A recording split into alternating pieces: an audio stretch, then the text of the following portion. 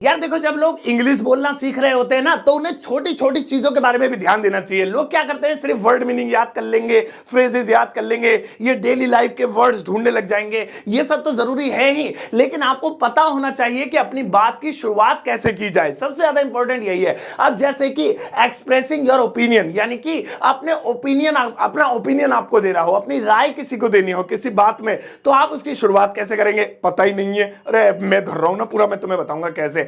आज की इस क्लास में मैं आपको बताऊंगा कि अगर आप अपना ओपिनियन देना चाहते हैं, अपनी राय देना चाहते हैं इंग्लिश में, तो आप किन सेंटेंसेस से अपनी राय की शुरुआत कर सकते हैं, ताकि लोग आपको कहें राय साहब आप बहुत बढ़िया आदमी है, इस तरीके से। तो फिलहाल अब इंग्लिश में अपनी राय देने के लिए शुरुआत किए जाने वाले सेंटेंसेस की इंग्लिश और उनके ऊपर एक एक एग्जांपल सीखने के लिए इस वीडियो को अंत तक जरूर देखिएगा। आगे बढ़ने से पहले चैनल को सब्सक्राइब कर दीजिए, ताकि रोज आने वाली वीडियोस के नोटिफिकेशंस आपको बिल्कुल टाइम पर मिल जाए। तो चलिए शुरुआत करते हैं इस वीडियो की। और आज के दिन मैं आपको सिखाता हूं 12 इंग्लिश के सेंटेंसेस, उनकी हिंदी मीनिंग के साथ, जिनका यूज आप अपनी राय देने के लिए कर सकते हैं। बहुत मजा आने वाला है। यूनिक चीजें, यूनिक क्लास यूट्यूब पे सरताज सरी लेके आते हैं। चलो सुनो। पहला है what I mean is. What I mean is, इसका मतलब होता है मैं ये कह रहा था कि, मैं यह कह रहा था कि, ये इसका मतलब होता है। अब हम अपनी राय देना चाहते हैं तो शुरुआत कर सकते हैं, मैं ये कह रहा था कि वो अच्छा लड़का नहीं है, मैं ये कह रहा था कि यार ये काम कर लेना चाहिए। देखो मैं ये कह रहा हूं, मैं ये कह रहा था कि ठीक है उसको किराए पे मकान दे दो। तो यहां पे क्या हो रहा है कि अपनी राय, अपना ओपिनियन देने के लिए शुरुआत मैं कह रहा था कि से की जा रही है। जैसे मुझे कहना है, मैं कह रहा था कि ये बिजनेस फायदा दे सकता है, बहुत बढ़िया बिजनेस है, इसे कर लो। मैं ये कह रहा था कि ये बिजनेस फायदा दे सकता है। हाँ जी सरताज भाई क्या कह रहे हो आप? भाई मैं ये कह रहा था बिजनेस फायदा दे सकता है, बढ़िया कर लो। So what I mean is this business can give profit. What I mean is, मैं ये कह रहा था कि दिस बिजनेस, ये जो बिजनेस है, कैन गिव प्रॉफिट। वो आप आगे सेंटेंस बढ़ा सकते हो इस तरह से। सो व्हाट आई मीन इज पहला है कमाल का। आओ अब यूनिक सी दूसरी चीज देखें। और भैया नेक्स्ट वाला है if you ask me. If you ask me, if you ask मी का हिंदी में मतलब होता है अगर मुझसे पूछो तो। अगर मुझसे पूछो तो, अगर मुझसे पूछो तो मुझे वो मकान सही नहीं लगा। अगर मुझसे पूछो तो भाई वो फिल्म बहुत बढ़िया थी। अगर मुझसे पूछो तो सरताज सर की वीडियो बेहतरीन होती है, लाइक करके जाया करो। सो इफ यू आस्क मी, जैसे मुझे कहना अगर मुझसे पूछो तो भाई वो टीम हार जाएगी, वो मैच जीत ही नहीं सकती, वो टीम बहुत कमजोर है, उन्होंने प्रैक्टिस नहीं की थी। अगर मुझसे पूछो तो, मेरी राय मानो तो, मेरा मशवरा मानो तो, मेरी मुझसे पूछो तो वह टीम मैच हार जाएगी। सो इंग्लिश होगी if you ask me that team will lose the match. ओ भाई ऐसी इंग्लिश बोलो। इफ यू आस्क मी, अगर मुझसे पूछो तो, अगर मेरी राय जानना चाहते हो तो, that team will lose the match, वो वाली टीम मैच लूज कर जाएगी। तो इस तरह से आप इफ यू आस्क मी का प्रयोग करके भी अपनी राय प्रदान आदान कर सकते हैं, आदान प्रदान कर सकते हैं, जो भी है। आओ अब नेक्स्ट वाला देखें। और भैया नेक्स्ट वाला है honestly I think. Honestly I think, इसका हिंदी में मतलब होता है सच कहूं तो मुझे लगता है। सच कहूं तो मुझे लगता है, अपनी राय देने के लिए ये वाला वाक्य भी यूज करते हैं। सच कहूं तो मुझे लगता है कि वो झूठ बोल रहा है यार, वरना अब तक तो पैसे दे देता। सच कहूं तो मुझे लगता है आज के दौर में ना आईफोन रखना अपने आप में एक बहुत बड़ा ब्रांड वाली चीज हो गई है। सच कहूं तो मुझे लगता है भाई साहब आप इंग्लिश सीख जाओगे। तो ये सच कहूं तो मुझे लगता है, ऑनेस्टली आई थिंक, ये आप बोलेंगे। सच कहूं तो मुझे लगता है, जैसे मुझे कहना है सच कहूं तो मुझे लगता है वो सच बोल रहा है यार, सच, वो सही बोल रहा है, वो झूठ नहीं बोल रहा है। सच कहूं तो मुझे लगता है कि वो सच बोल रहा है। So honestly I think he is telling truth.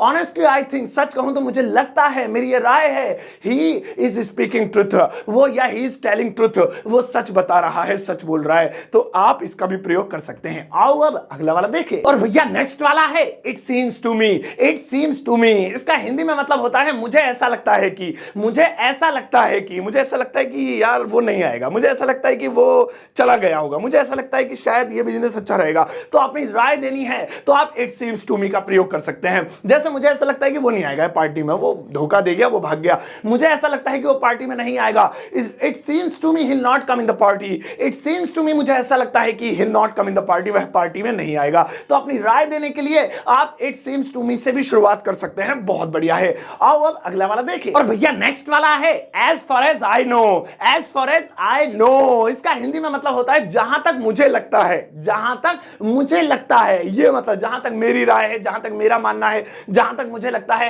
As far as I know, जैसे जहां तक मुझे लगता है वो पैसे नहीं लौटाएगा। भाई अब तो बहुत दिन हो गए, अब तो भूल भाल गया होगा। जहां तक मुझे लगता है वो पैसे नहीं लौटाएगा। अपनी राय दे रहे हैं तो राय देने के लिए क्या बोला आपने? जहां तक मुझे लगता है। तो आप इंग्लिश में बोलिए as far as I know he will not return money. As far as I know, जहां तक मुझे लगता है he will not return money. तो इस तरह से आप अपनी राय पेश कीजिए जहां तक मुझे लगता है। आओ अब नेक्स्ट वाला देखें। और भैया नेक्स्ट वाला है आई वुड से दैट, ये भी बहुत बढ़िया, ये वन ऑफ माय फेवरेट है। आई वुड से दैट का मतलब सुनो क्या होता है। इसका मतलब होता है मैं तो यही कहूंगा कि किसी ने आपसे राय मांगी, हाँ जी आप बताओ आपकी राय क्या है। भाई मैं तो यही कहूंगा कि ठीक है कर लो, ठीक है ऐसे। तो इस तरह से आई वुड से दैट, मैं तो यही कहूंगा कि, अब जैसे मुझे कहना है मैं तो यही कहूंगा कि राहुल बहुत बढ़िया डांसर है यार, मैंने उसका डांस पर्सनली देखा है, मैं तो यही कहूंगा कि राहुल बहुत अच्छा डांसर है। सो इसकी इंग्लिश होगी I would say that Rahul is a good dancer. I would say that, मैं तो यही कहूंगा कि Rahul is a good dancer, Rahul बहुत अच्छा डांसर है। ये भी बहुत बढ़िया, आप इसे ही बोल सकते हैं। आओ अब अगला वाला देखें। और भैया नेक्स्ट वाला है if I am not mistaken,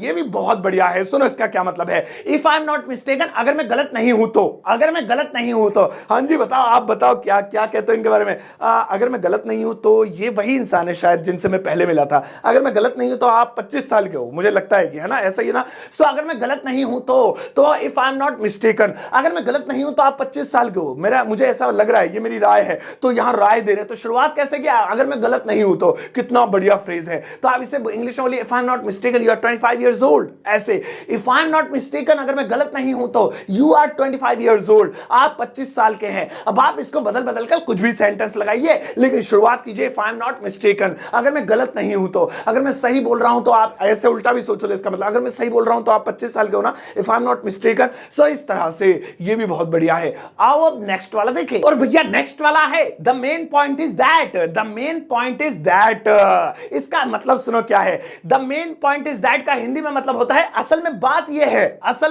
यह है, अपनी राय देते हैं, अपनी बात रखते हैं। तो the main point is that, असल में बात यह है कि इन्हें किराया नहीं भरा है बहुत दिनों से, इसलिए ये वो इसे परेशान कर रहा है। असल में बात यह है कि भाई इसने करी थी चोरी, इसलिए पुलिस इसे पकड़ने आ रही है। So the main point is that, अब जैसे मुझे कहना है असल में बात यह है कि ये रानी से प्यार करता है, इसलिए इसके घर वाले इसे एक्सेप्ट नहीं कर रहे।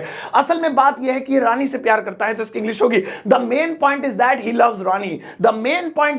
लव्स रानी, या आप जो भी बनाना चाहें, रानी को हटा के कुछ भी सेंटेंस बनाइए अपनी मर्जी का, लेकिन आप शुरुआत कीजिए असल में बात यह है, the main point is that, असल में बात यह है कि तुम यहां तक वीडियो इसलिए देख रहे हो कि तुम मुझसे बहुत प्यार करते हो, तो इसी बात पे एक लाइक हिट कर दो। आओ अब नेक्स्ट वाला देखें। और भैया नेक्स्ट वाला है मेरा फेवरेट छोटा सा, और वो है आई बिलीव दैट। इसका हिंदी में मतलब होता है मेरा मानना है कि है कि ना पुल बनना चाहिए, मेरा मानना है कि आप थोड़े से डेवलपमेंट होनी चाहिए, मेरा मानना है कि थोड़ा एजुकेशन सिस्टम में और बदलाव किए जाने चाहिए।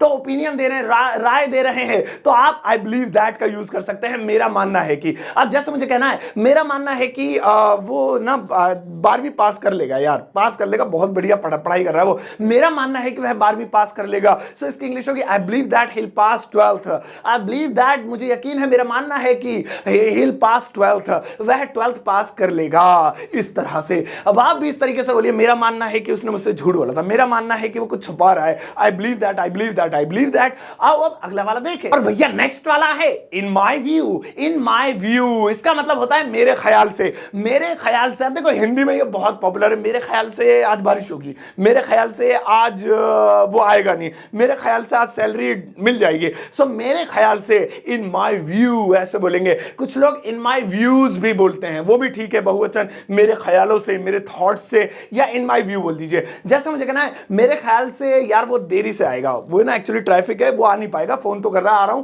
लेकिन मेरे ख्याल से भाई वो देरी से आएगा। अपना ओपिनियन दे दिया, क्या बोल के दिया कि मेरे ख्याल से, इन माय व्यू। तो आप बोलिए in my view he will come late, यानी कि मेरे ख्याल से वो देरी से आएगा। तो इस तरह से आप बोल के अपनी इंग्लिश को चमका सकते हैं। आओ अब नेक्स्ट वाला देखें। और भैया नेक्स्ट वाला है टू बी ऑनेस्ट। इसका हिंदी में मतलब होता है ईमानदारी से कहूं तो, टू बी ऑनेस्ट, ईमानदारी से कहूं तो। इस जैसे मुझे कहना ईमानदारी से कहूं तो यार कुछ मजा नहीं आया इस गाने में, ईमानदारी से बता रहा हूं भाई साहब, सच बता रहा हूं, अगर मेरी राय मानो तो यार ये चीज ऐसी है। सो टू बी ऑनेस्ट, ईमानदारी से कहूं तो। अब जैसे मुझे कहना है ईमानदारी से कहूं तो वो अच्छा इंसान नहीं है, मुझे बिल्कुल अच्छा नहीं लगा उसका नेचर, ईमानदारी से कहूं तो वह अच्छा इंसान नहीं है, तो इसे इंग्लिश में कहेंगे to be honest he is not a good person, ईमानदारी से कहूं तो वो एक अच्छा इंसान नहीं है। सो ये भी बहुत काम का है टू बी ऑनेस्ट। आओ अब नेक्स्ट वाला देखें। और भैया नेक्स्ट वाला है आई वुड सजेस्ट दैट, ये थोड़ा सा टफ लग रहा है लेकिन ये भी बहुत काम का है। I would suggest that, I would लिखा है, वो डी शॉर्ट में लिखते हैं हमेशा, जब भी आई वुड लिखते हैं तो ऐसा लिखा है, आई वुड सजेस्ट दैट, इसका मतलब है मैं तो यही कहूंगा कि, मैं तो यही कहूंगा कि, जैसे मैं तो यही कहूंगा कि यार लड़ाई झगड़ा बेकार है, आपस में पैचअप कर लो। आई वुड सजेस्ट दैट, मैं तो यही कहूंगा कि, सो मैं तो यही कहूंगा कि, अब जैसे मुझे कहना है मैं तो यही कहूंगा कि अपनी पढ़ाई मत रोको यार, बेकार है पढ़ाई, रोक के जिंदगी क्यों खराब करो, मैं तो यही कहूंगा कि पढ़ाई मत रोको, तो इसकी इंग्लिश होगी I would suggest that don't stop your studies, I would suggest that don't stop your studies. तो आप अपनी राय देने के लिए, राय साहब बनने के लिए ये भी यूज कर सकते हैं। ओके गाइस, आज के लिए इतना ही। तो आज की इस क्लास में मैंने आपको अपनी राय देने के लिए शुरुआत किए जाने वाले अंग्रेजी के 15 कमाल कमाल के, सॉरी 12 यानी 1 दर्जन कमाल कमाल के सेंटेंसेस बताए, और आप इनके जरिए अच्छी अंग्रेजी की शुरुआत कर सकते हैं। अब आपके लिए छोटा सा होमवर्क है, लगाओ मैडम।